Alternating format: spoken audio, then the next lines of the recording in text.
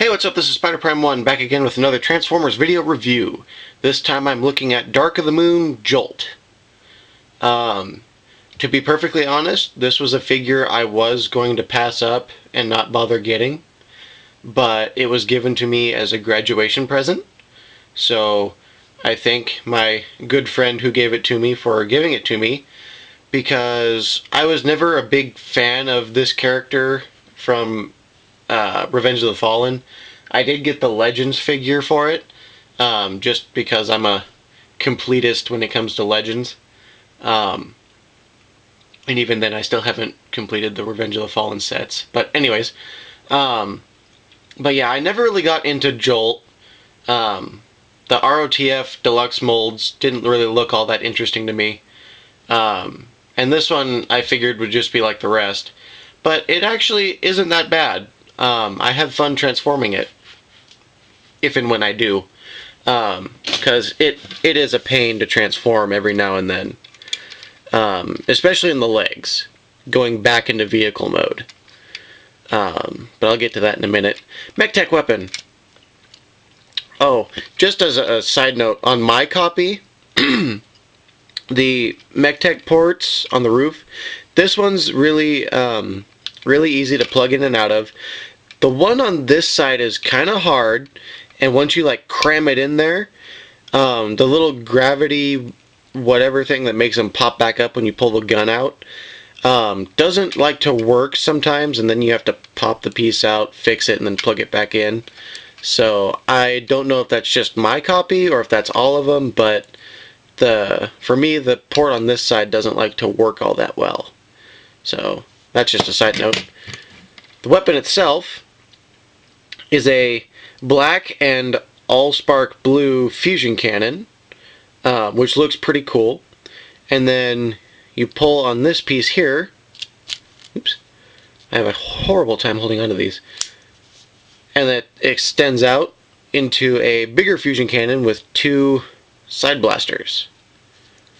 And the way it does that is it splits like so. And if you go really slow in pulling it out and transforming it, sometimes it'll go all the way, or sometimes it'll get stuck like that. So it's a hit and miss weapon. But if you do it quick, it does all right. It's a pretty good weapon. Just under ratchets. This is good for a gun going into a bigger gun. Ratchets is just awesome. So set that to the side. On to Jolt. Transformation. You want to come under here and grab his arms.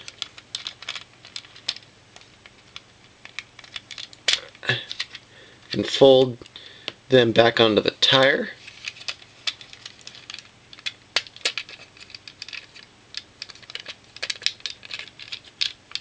Sometimes you gotta wiggle it.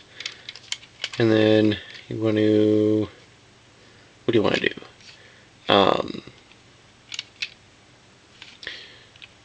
I guess you could... I rarely transform this figure, so... here, we'll just do this. We'll go from the inside. And these separate, and the windows kind of wiggle out. Unless you do it from the inside, that makes it a lot easier. They kind of wiggle out. I guess I shouldn't do that yet. I don't know why. Like I say, haven't done this one that much.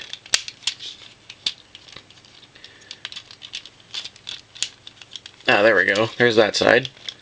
And then you want to fold that piece in, like so. There we go. It's not out all the way, but it's just being difficult. Anyways, you want to separate right here and right here. That lets the legs go free. And you stretch them all the way out. Separate them. And the feet get really confusing for me anyways. You fold the car part down, it bends the hood in. There's a heel spur back here, which you fold down like so.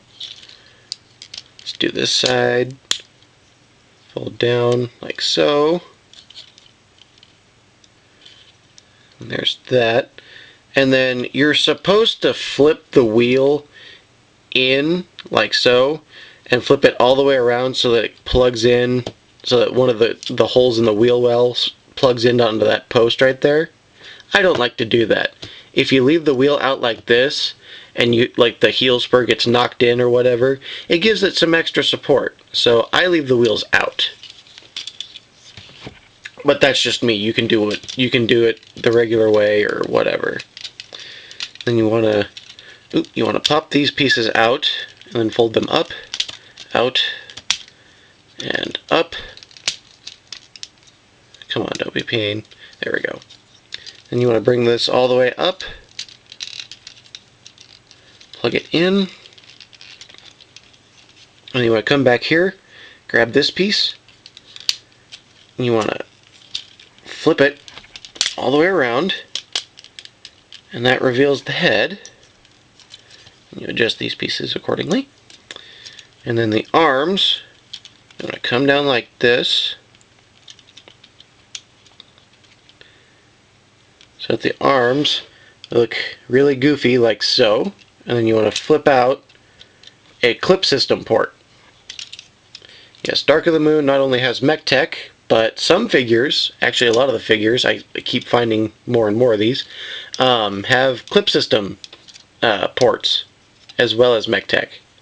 So all the Dark of the Moon figures can be really loaded up with weapons, especially the wreckers, but we'll get to them in a few videos. But there's Jolt. He's really cool.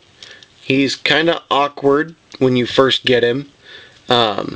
I still have trouble posing him, especially right now, for whatever freaking reason.